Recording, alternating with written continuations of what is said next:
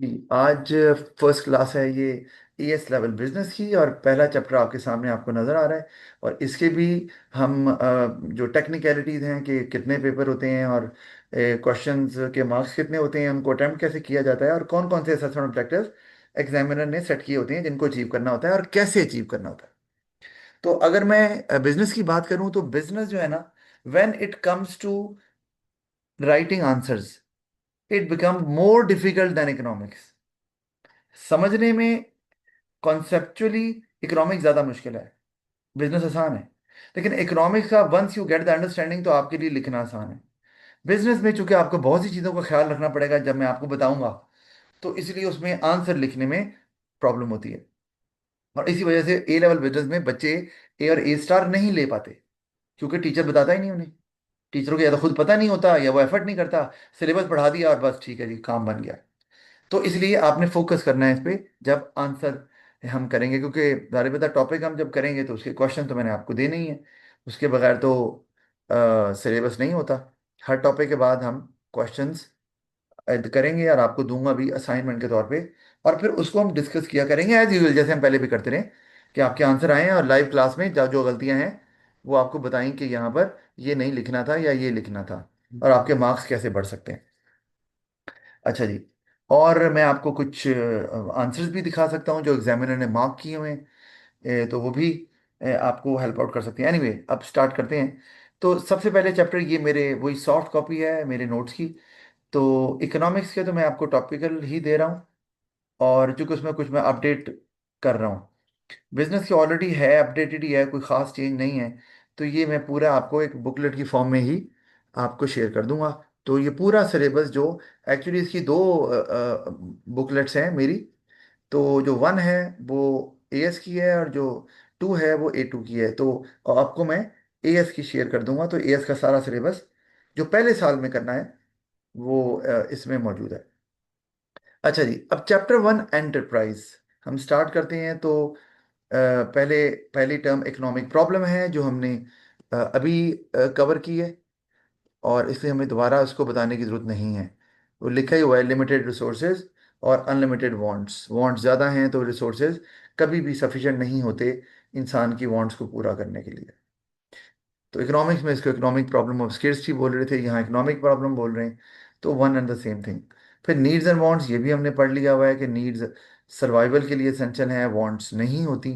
और वो आपको प्लेयर देती हैं या लिविंग स्टैंडर्ड को इम्प्रूव करती हैं या कंफर्ट देती हैं, ये भी डिस्कस हो चुका हुआ है इकोनॉमिक्स की क्लास में।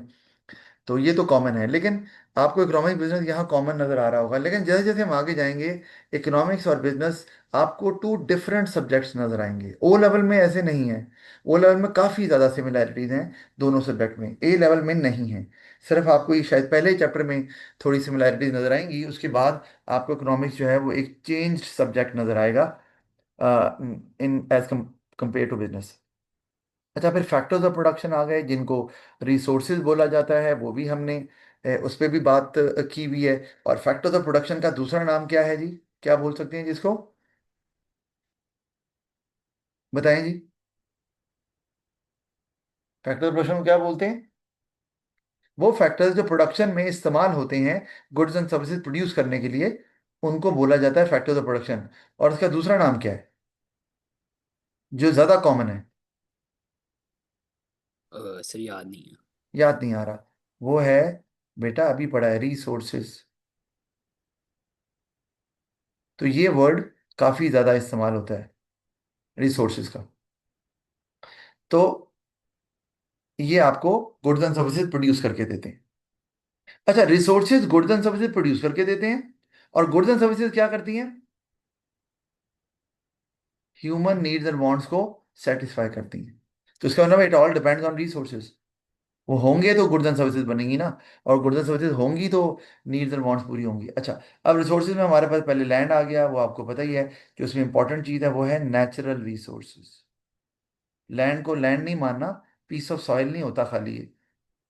तो लैंड में हर वो चीज़ जो नेचुरल है, यानी कि जिसको हम कहते हैं वो गिफ्ट ऑफ गॉड है या नेचर ने प्रोड्यूस की है, तो वो लैंड में आता है। तो उसमें मैंने एग्जाम्पल में लिखा ही हुआ है, माउंटेन, सी, फॉरेस्ट वगैरह। तो सॉइल भी आ जाती है, मिनरल्स भी आ जाते हैं, सब आ जाता है इसके अंदर। और लेबर के अंदर अगर हम बात करें तो लेबर में एक्चुअली वर्कर नहीं होता, ये लेबर जो है वो ह्यूमन एफर्ट होती है। जो वर्कर होता है उसको बोलते हैं लेबरर।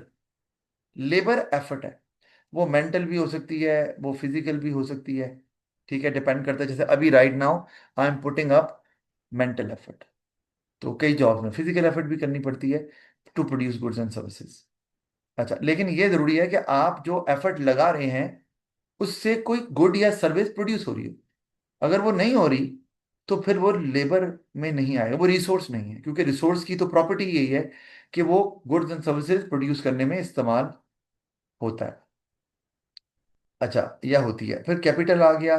कैपिटल में भी जो इंपॉर्टेंट चीज़ है जो यहाँ मैंने लिखी नहीं हुई, वो मैं लिख देता हूँ, क्योंकि जैसे लैंड नेचुरल रिसोर्स है, लेबर जो है वो ह्यूमन रिसोर्स है। ठीक है, जो लेबर है वो ह्यूमन रिसोर्स।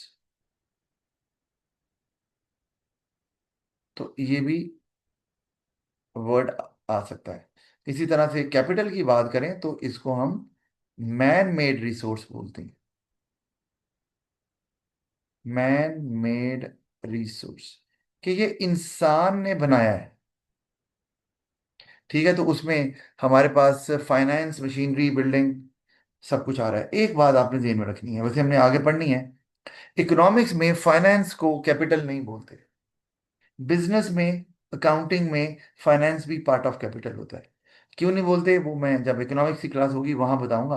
अभी बस ये ध्यान में रखें कि फाइनेंस भी कैपिटल का पार्ट होता है, और जो आपको हेल्प कर रहा है गुड्स एंड सर्विसेज प्रोड्यूस करने में।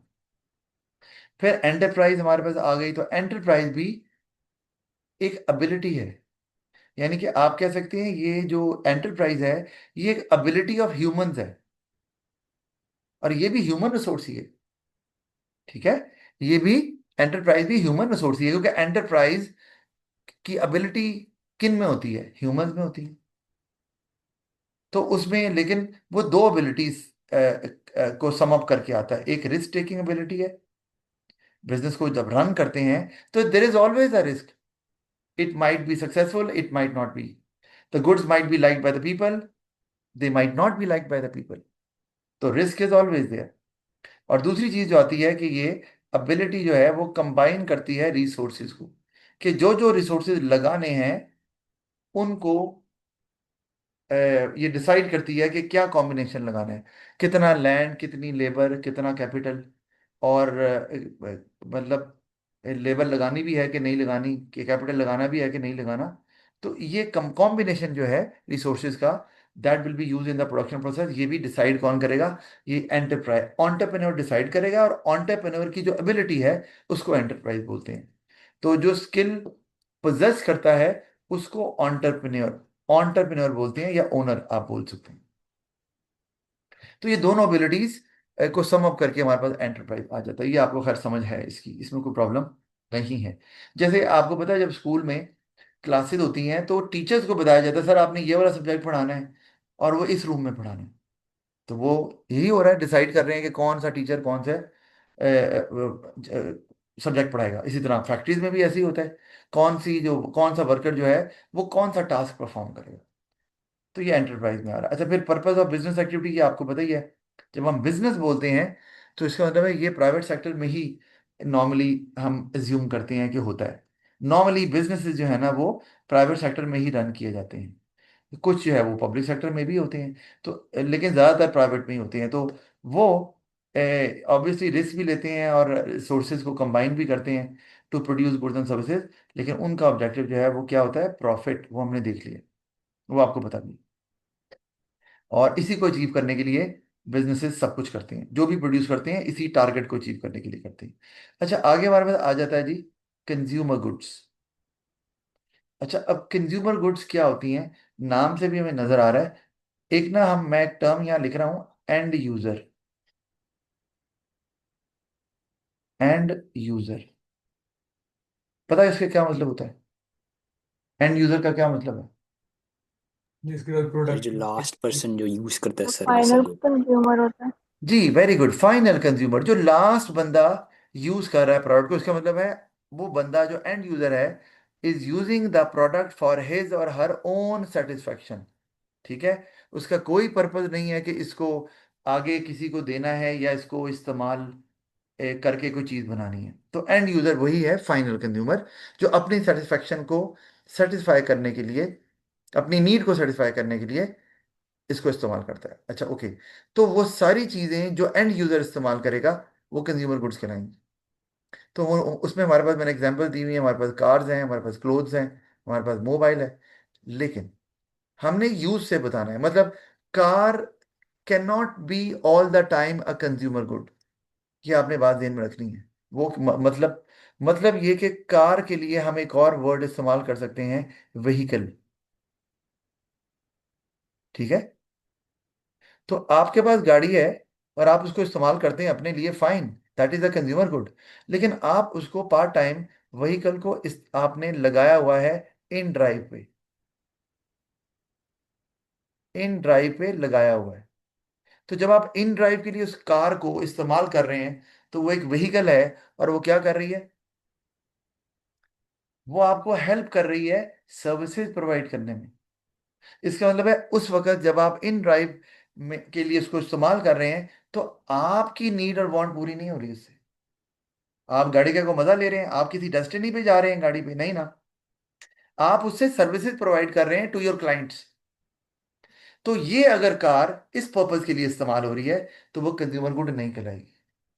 फिर वो क्या कहलाएगी, सवाल ही हो गया। क्यों जी, क्या कहलाएगी वो फिर? Producer good. Sir producer good. Very good, producer good. अभी मैंने पढ़ना था लेकिन मैंने पहले ही पूछ लिया इसीलिए। जी बिल्कुल, वो प्रोड्यूसर गुड है, क्योंकि सर्विसेज प्रोवाइड करना या गुड्स प्रोड्यूस करना, that is the job of the producer. ये कंज्यूमर का काम ही नहीं है।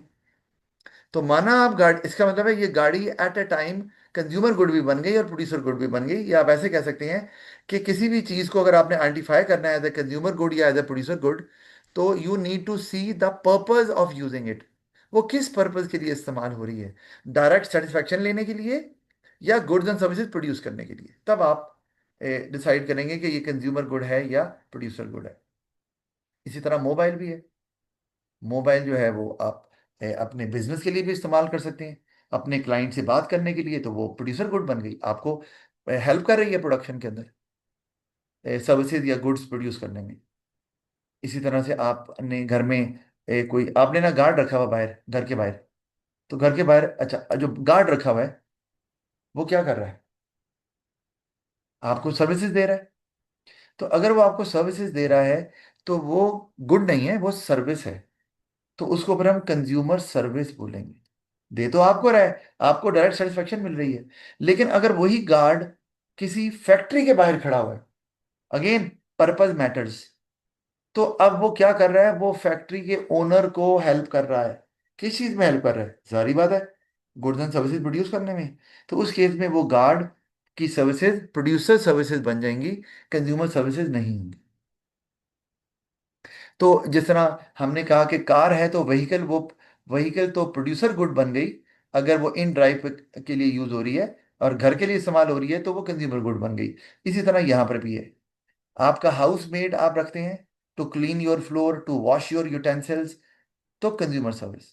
लेकिन अगर वही मेड कोई आपने रखा हुआ है ऑफिस में, जिस तरह ऑफिस बॉय होता है जो कि टेबल टूबल साफ कर रहा है, फर्श को साफ कर रहा है, लेकिन एक ऑफिस को या किसी फैक्ट्री को, किसी स्कूल को, हॉस्पिटल को, वो प्रोड्यूसर सर्विस बन गई, क्योंकि वो प्रोड्यूसर को सर्विस दे रहा है, इसलिए प्रोड्यूसर सर्विस है।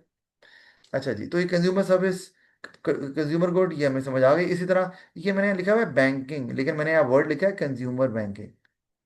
अब बैंकिंग आपके अकाउंट, आपके अकाउंट्स को मेंटेन करता है, बैंक आपके पैसे रखता है, सेफ कीपिंग होती है, आपकी ज्वेलरी वगैरह डॉक्यूमेंट्स रखवा सकते हैं, तो कंज्यूमर सर्विस है। लेकिन बैंक किसी बिजनेस का भी तो हो सकता है। कोई स्कूल चला रहा है तो स्कूल ने अपना बैंक खोला हुआ है जहाँ फीस जमा करवाते हो, जिस बैंक में फीस जमा करवाते हो वहां पर उस बैंक का उस स्कूल का बैंक अकाउंट है। तो इसका मतलब है जब वो बैंक किसी स्कूल को सर्विसेज दे रहा है बैंकिंग की, तो वो क्या बन गया, प्रोड्यूसर। Producer service. और अगर वो आपको दे रहा है सर्विस, आप फीस जमा करवा रहे हैं, आप कंज्यूमर हैं, तो वो कंज्यूमर सर्विस कहलाएगा। इसलिए मैंने यहाँ पर कंज्यूमर बैंकिंग लिखी है।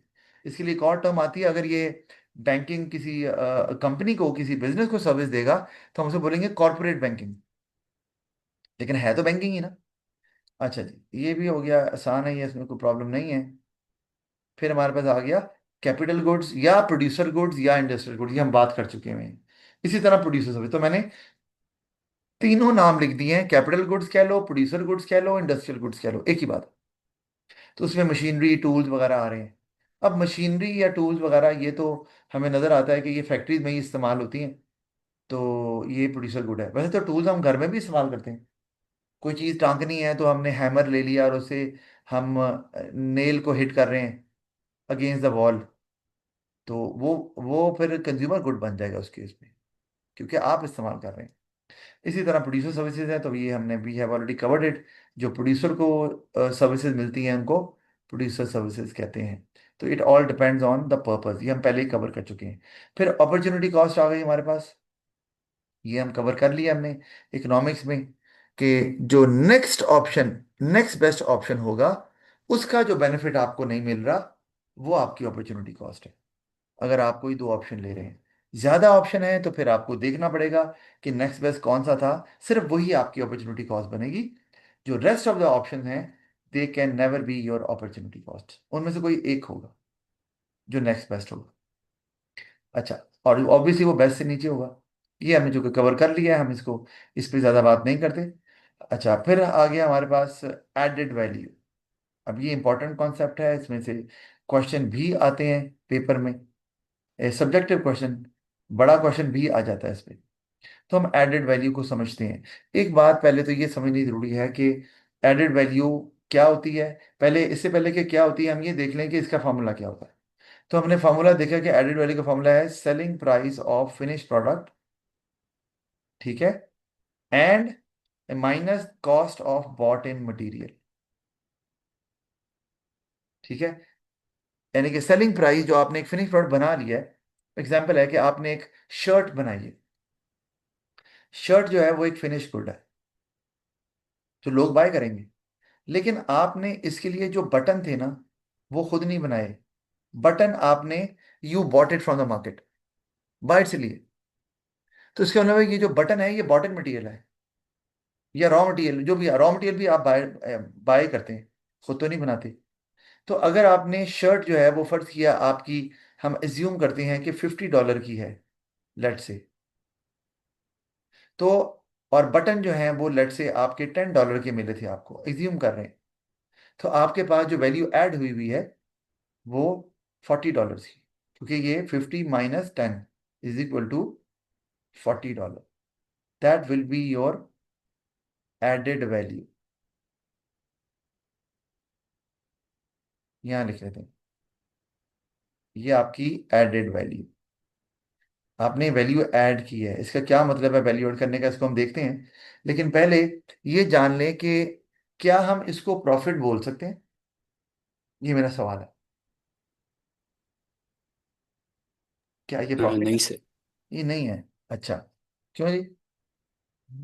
नहीं है। सर क्योंकि हाँ वो और एक्सपेंसेस भी होंगे, जैसे लाइटनिंग के, बिजली के वगैरह के, तो जी वो हमने बिल्कुल, बिल्कुल आपने सही बताया है कि ये लग रहा है जैसे प्रॉफिट है, लेकिन प्रॉफिट तब निकलता है when you subtract all expenses, all your expenses. और उसमें खाली बॉटल मटेरियल या रॉ मटेरियल की कॉस्ट थोड़ी होती है।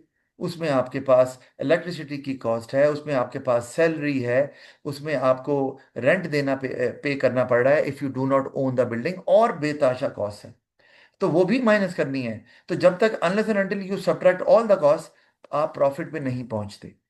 तो इसका मतलब है, एक तो बात क्लियर हो गई कि एडेड वैल्यू और प्रॉफिट सेम नहीं है, देयर इज अ डिफरेंस। अब हमने देख लिया कि एडेड वैल्यू में से सिर्फ बॉटम मटेरियल माइनस करते हैं, प्रॉफिट में से सब कुछ, सारे एक्सपेंसेस माइनस करते हैं। अच्छा, अब हमें समझना है कि वैल्यू ऐड कैसे हो रही है, इसको भी समझने हैं हम। अब बाकी तो लिखा हुआ है इसमें, वो आप, मैं शेयर भी कर दूंगा, आप पढ़ लीजिएगा। वैल्यू ऐड करने का मतलब है, आप कुछ प्रोडक्ट में ऐसा ऐड कर रहे हैं which is more satisfying for the customer. Value add करने का मतलब है, वैल्यू किसके लिए? कस्टमर को वैल्यू मिलेगी, यानी कि in terms of satisfaction, customer finds that product more useful. जैसे एग्जांपल है, आप लकड़ी अगर देख लें, एक लकड़ी, वुड, ठीक है। अब वुड जो है वो रॉ फॉर्म में मौजूद है। आप ज्यादा से ज्यादा लकड़ी को किस लिए इस्तेमाल कर सकते हैं? जलाने के लिए। और क्या पर्पज होता है? कुछ भी नहीं, हम तो कुछ नहीं कर सकते। ठीक है। लेकिन जब आप वुड से फर्नीचर बनाते हैं, ठीक है, अब इसका मतलब है आपने इसमें वैल्यू ऐड कर ली। वुड तो मार्केट से मिल रहा है, फर्नीचर आप नहीं बना सकते, तो फर्नीचर आपने मार्केट से लिया। तो आप ये जो वुड से फर्नीचर तक का प्रोसेस चल रहा है, ये वैल्यू एडिशन हो रही है। वैल्यू एडिशन, या इसके लिए एक और वर्ड भी ऐड करते हैं, आप कह सकते हैं creation of value. Creation of value, how to create value या हाउ टू ऐड वैल्यू।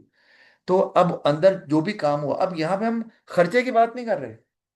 खर्चा जितना मर्जी किया हो, हमें क्या पता। ठीक है। मैं आपको, अब वुड है, तो वुड फर्ज किया जी $10 की आपने ली थी, हमने बात की है। बीच में कोई प्रोसेस था जिसे आपने कन्वर्ट किया, और आपने फर्नीचर बना के उसको $500 का बेच रहे हैं। ठीक है। अब बीच में जो प्रोसेस था हमें नहीं पता, कंज्यूमर को तो नहीं पता कि बीच में कितना खर्चा हुआ है। वो हो सकता है $40 का हो सकता है $100 का हो। ठीक है। हो सकता है $100 का। मैं एग्जांपल देता हूँ कि जो $100 है, ये वो प्रोसेस है जो बीच में आपने इन्वॉल्व किया वैलिडेशन के लिए। ठीक है। आपके $100 लगे, लेकिन आप कीमत कहाँ ले गए? $500 पे। क्योंकि आपने वो जो प्रोसेस किया है वो कस्टमर नहीं कर सकता। आपने जो फर्नीचर बना लिया है, ये कस्टमर को ज्यादा सेटिस्फैक्शन दे रहा है कंपेयर टू वुड। और कस्टमर के लिए, customer is still happy to to pay for $500। ठीक है। अब उसके लिए जारी बात है, डिपेंड करता है कि आपने एक ब्रांड इमेज बनाया हुआ है। जैसे कि ना, एक वर्ल्ड फेमस जो है ना, आप अगर गूगल पे सर्च करो तो आइकिया, ये यूके में बहुत फेमस ब्रांड है, वर्ल्ड ओवर भी है। ठीक है। आइकिया, और ये फर्नीचर वगैरह बनाते हैं। और अगर आप कभी विजिट करें इनकी आउटलेट्स को, तो उन्होंने पूरे बेडरूम ना सेट किए होते हैं कि देखिए ये सोफा, ये बेड, ये पूरा तैयार करके दिया होता है कि आपने बाय करना है तो ये पूरा फर्नीचर बाय करना है। अब इट्स वेरी एक्सपेंसिव, क्यों? लेकिन वो उनके क्योंकि वैल्यू एडिशन बहुत ज्यादा कर रहे हैं, यानी कि लोग जब उनको देखते हैं तो उनको अपील करता है, नहीं यार बहुत ही कमाल है, फिनिशिंग कितनी अच्छी है, देखो यार लुक कितनी अच्छी है, कंफर्ट कितना है। ठीक है। अब पैसे कितने लगे ये लोग नहीं देख रहे, इसका मतलब है ये बॉदर ही नहीं कर रहा कि आपने वैल्यू एडिशन करते हुए पैसे कितने लगाए। ये बॉदर ही नहीं कर रहा। हमने सिर्फ देखना है कि यार हमारे तो पैसे जो हैं वुड पे जो लगे, वो $10 लगे हैं जो हमने बाहर से खरीदा है, तो वो हमने नहीं लगाया। हमने बीच में जो भी ऐड ऐड किया, उससे हमने उसकी कीमत कर दी $500। तो हमने जो वैल्यू ऐड की है कस्टमर की नजर में, वो है कितनी? 410। क्योंकि हम निकालेंगे उसको उसी तरह से, 500 - 10। ये मैटर नहीं कर रही कि आपने कितना खर्च किया है। तो इसका मतलब है वैल्यू एडिशन का 100% ताल्लुक किसके साथ है? कस्टमर की परसेप्शन के साथ। How customer perceives that product, अगर उसको वो प्रोडक्ट ज्यादा सेटिस्फाइंग लग रहा है, तो वो ज्यादा पे करने के लिए भी तैयार होगा। 410। इसका मतलब है वैल्यू ऐड करने के लिए ये कोई जरूरी नहीं है कि आप प्रोडक्ट को और बेहतर कर लें। वो एक तरीका है। एक तरीका ये भी है, आपने एडवर्टाइजमेंट के थ्रू इमेज बड़ा आसमान पे ले गए कि यार कमाल का प्रोडक्ट है। यार इसका, हम ये भी करते हैं नॉर्मली, यार इसका ऐड आता है, यार ये बड़ा जबरदस्त प्रोडक्ट है, यही लेना है। अब चाहे उन्होंने कुछ भी ऐड ना किया हो, लेकिन उन्होंने इमेज बेहतर कर दिया, वैल्यू ऐड हो गई। क्यों? क्योंकि आप वही वाला प्रोडक्ट अब ज्यादा महंगा बेच सकते हैं। और नॉर्मली जितने भी प्रोडक्ट जिनकी एडवर्टाइजमेंट होती है ना, याद रखें वो हमेशा महंगे होते हैं। याद रखें वो महंगे होते हैं, क्यों? उन्होंने वैल्यू ऐड की हुई है और आप ज्यादा प्राइस पे करने के लिए तैयार होते हैं। और वो प्रोडक्ट जिनके ऐड नहीं चल रहे होते, जिनको आप नहीं जानते, वो सस्ते भी बेचते हैं तो आप नहीं लेते, क्योंकि आपकी नज़र में उसकी वैल्यू वो नहीं है। तो इसका मतलब है वैल्यू ऐड करने के लिए प्रोसेस तो इंपॉर्टेंट है, जो आप कन्वर्ट करते हैं एक रॉ मटेरियल को फिनिश प्रोडक्ट में। लेकिन देर आर अदर फैक्टर्स जो कि वैल्यू क्रिएट कर सकते हैं। एक एडवर्टाइजमेंट हो गई, इस तरह और एग्जांपल देता हूँ। आप शॉपिंग करने गए हैं और आपने एक दुकान देखी, और दुकान देख कर ही आप वहां जाने लगे, यार यहाँ चलते हैं। तो आपके साथ वाले, ऐसे ही एडिशन में मैंने ना डबल डी नहीं लिखा, साथ वाले ने कहा कि यार इस दुकान में चलते हैं। आपने कहा नहीं नहीं यार ये बड़ी महंगी दुकान है। आपको कैसे पता चला बड़ी महंगी दुकान है? ना आप अंदर गए, तो आपने बाहर से कैसे कह दिया? बताएं कैसे? इंस्ट्रक्शन अच्छी हुई है। अ, सर जो लुक है, जैसे अगर कोई टाइल जो लगी हो मार्बल की होगी तो हमें लगेगा कि ये एक्सपेंसिव जगह है, क्योंकि वो इतना पैसे इस्तेमाल करें अपने लुक पे। ओके, इंतजार, आप भी कुछ कह रही हो? मैंने कहा उस दुकान के डेकोर से। जी, डेकोरेशन कैसे की हुई है, डेकोर देखना है, एम्बियंस देखना है उसका। एसी लगाया हुआ है और बहुत ही एक्सपेंसिव किस्म के सोफे उन्होंने रखे हुए हैं। ओवरऑल जो एनवायरनमेंट है वो लग्जूरियस उन्होंने दिया हुआ है। इसका मतलब है कि वो क्या कर रहे हैं, यानी कि as soon as the customer enters they will make the customer feel comfortable, they will make the customer sit in a comfortable environment. उनको पूरा प्रोटोकॉल देंगे। हो सकता है कुछ खाने पीने के लिए दे, जी जनाब बोतल लाएंगे इनके लिए। तो आपको ये क्या कर रहे हैं अब, प्रोडक्ट वही है जो बाहर भी मिल रहा है, और ऐसा होता भी है, लेकिन वो आपको महंगा दे रहे हैं। क्यों? क्योंकि आपको वो कंफर्टेबल फील करा रहे हैं। ये भी वैल्यू एडिशन है, यानी कि improving the service which is provided to the customer, और कस्टमर चूंकि उससे ज्यादा सेटिस्फाई हो रहा है, तो आप वैल्यू एडिशन कर रहे हैं, and customer will be willing to pay a higher price. ये मैं आपको बता रहा हूँ। और मैं, आप भी जानते हैं एक ही चीज, एक जगह जहाँ पे आप लो इनकम ग्रुप के लोग रहते हैं, आप उस दुकान से लेंगे सस्ता मिलेगा, और वही चीज आप किसी और पोश इलाके से ले लेते हैं, चाहे मटेरियल वही हो, तो आपको महंगा मिलेगा। ये बहुत कॉमन सी चीज है। आप अंदरून शहर से चीज लेने जाएं, भाटी से या वहाँ शालमी से, सस्ती मिलेगी। वहाँ लोग ही ऐसे रहते हैं। और सोसाइटी जहाँ हम रहते हैं, वहां से लेंगे महंगी मिलेगी, चीज वही है। अच्छा, चीज वही है, लेकिन जो ब्रांड वाली गेम है वो अपनी जगह पे है, कि एक ब्रांड मशहूर हो गया, इमेज बन गया एक हाई क्वालिटी का, तो उनको उनका प्रोडक्ट फिर कुछ डिफरेंट है, जारी बात है। वो कुछ ऐसा ऑफर कर रहे हैं जो बाकी नहीं कर रहे, या एटलीस्ट लोगों की परसेप्शन बन गई हुई है, तो वो भी वैल्यू एडिशन कर रहे हैं। अच्छा, इसी तरह रेस्टोरेंट्स भी वैल्यू एडिशन करते हैं। वो कैसे करेंगे? एक तो एम्बियंस है यार, हम रेस्टोरेंट जाते हैं यार, बड़ा अच्छा एनवायरनमेंट, बड़ा अच्छा एनवायरनमेंट देखे ही नॉर्मली रेस्टोरेंट चूज करते हैं। और दूसरी क्या चीज़ है जिसकी बेस पे रेस्टोरेंट चूज करते हैं? Quality. Quality of the food offered, और टेस्ट। जी, इसका मतलब है आप किसी जगह जाते हैं और वहां पे कीमत कम भी है, तो आप कहते हैं यार दोबारा यहाँ नहीं आना।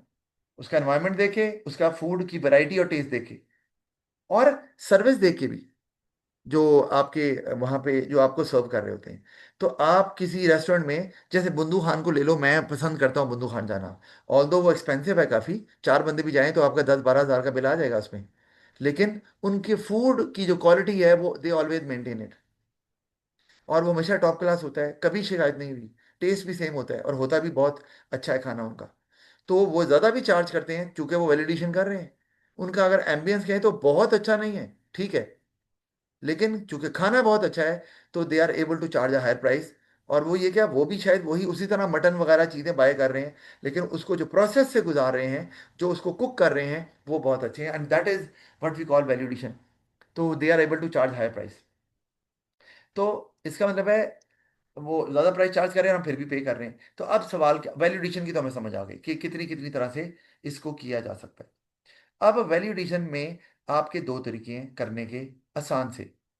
हमने देख लिया कि वैल्यूएडिशन में दो चीजें आ रही हैं, प्राइस आ रही है और cost of bought and material आ रहा है, यही दो चीजें आ रही है ना। तो हमारे पास तरीका है एक, या तो आप प्राइस को बढ़ा लें, या जो आपकी कॉस्ट है, कौन सी वाली कॉस्ट, बॉट एंड मटेरियल वाली, ठीक है, कॉस्ट ऑफ रॉ मटेरियल, सारी कॉस्ट की बात नहीं हो रही, इसको कम कर दें, सिंपल।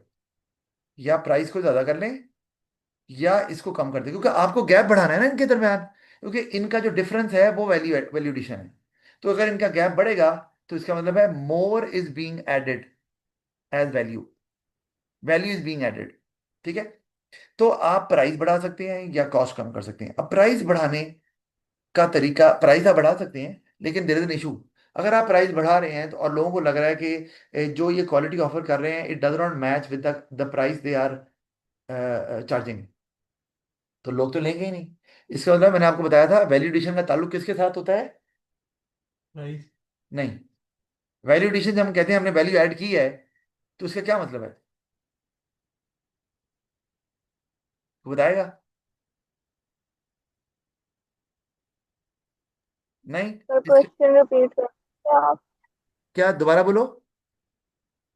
अच्छा, मैंने क्वेश्चन। कहा अपना क्वेश्चन रिपीट कर सकते हैं, समझ। जी जी, मैंने ये कहा है कि अगर आपके पास, there are two ways to add value और to create value. One, increase the price of the product. Second, reduce the cost of raw material.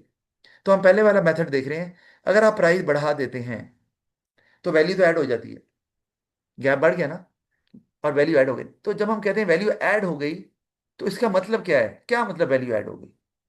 अभी बताया मैंने। प्राइस कॉस्ट से ज्यादा बढ़ गई। नहीं, वो तो बढ़ गई, वो गैप बढ़ गया। वैल्यू ऐड होती फिर है, वैल्यू एडिशन जब हम बोलते हैं, तो that is from customer satisfaction point of view. Customer की सेटिस्फेक्शन जरूरी है। अगर कस्टमर सेटिस्फाइड है एक प्रोडक्ट से, तो वो ज्यादा प्राइस पे करने के लिए भी तैयार होगा। तो अगर आप वैल्यू एडिशन ज्यादा कर रहे हैं, इसका मतलब है कस्टमर आपके प्रोडक्ट से ज्यादा सेटिस्फाई है, और आप ज्यादा प्राइस भी चार्ज कर रहे हैं, तभी वो बाय करने के लिए हम्म, तैयार है। अगर कस्टमर सेटिस्फाई नहीं है, तो वो आपको प्राइस ज्यादा क्या, वो भी नहीं पे करेगा जो आप चार्ज कर रहे हैं। तो इसका मतलब है, आप अगर प्राइस ज्यादा चार्ज कर रहे हैं और आपकी क्वालिटी वही है, इमेज वही है, तो customer is not likely to buy a product, तो वैल्यू ऐड नहीं हो रही। कस्टमर के लिए, कस्टमर की परसेप्शन ये है, वो परसीव कर रहा है आपका प्रोडक्ट, तो यार आप ओवर चार्ज कर रहे हो। तो फिर ओवर चार्ज आप कर रहे हो, तो प्राइस ज्यादा होने से कुछ नहीं होने वाला। तो आप प्राइस ज्यादा करें, आपका इमेज ऐसा है, या आपने एडवर्टीजमेंट के थ्रू अपने इमेज को बेहतर कर लिया। Now everybody knows about the product, that it is a popular product in the market. तो अब आप प्राइस ज्यादा भी करते हैं, तो आपकी वैल्यू ऐड अब होगी, क्योंकि कस्टमर का परसेप्शन अब चेंज हो गया है, या उनका परसेप्शन ये है कि it's a high quality product. तो फिर प्राइस बेशक ज्यादा भी रख लें आप, नो इश्यूज। या आपने क्वालिटी थोड़ी इंप्रूव कर दी है, और प्राइस, अच्छा क्वालिटी आपने इंप्रूव की है 2%, और प्राइस आपने बढ़ाई है 10%। आप कर सकते हैं, अगर कस्टमर को लग रहा है कि ये यार इसकी प्राइस जो है वो इट इज वर्थ बाइंग, ठीक है, और इसकी प्राइस जो है वो ठीक रखी हुई है इन्होंने, कंसिडरिंग द क्वालिटी।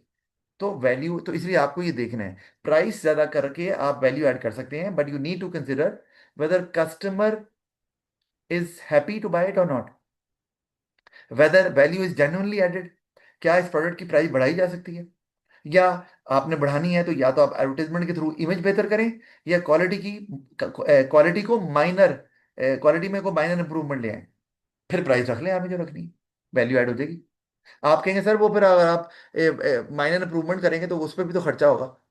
भाई आपसे कहा माइनर इंप्रूवमेंट, मतलब आपने 2-4% क्वालिटी इंप्रूव कर ली, लेकिन प्राइस को आप 10% ऊपर ले गए, लेकिन कस्टमर फिर भी सेटिस्फाइड है, ठीक है।